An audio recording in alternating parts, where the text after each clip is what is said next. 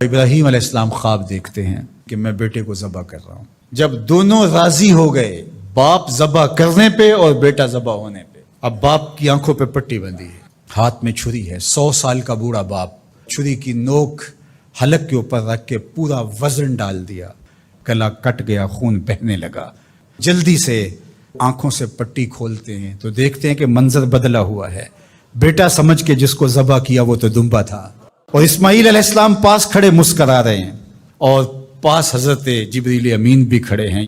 تو بے ساختہ جناب ابراہیم علیہ السلام کی زبان پر جو لفظ آیا وہ یہ تھا، اللہ اکبر، اللہ اکبر۔ تو حضرت اسماعیل بولے لا الہ الا اللہ واللہ اکبر۔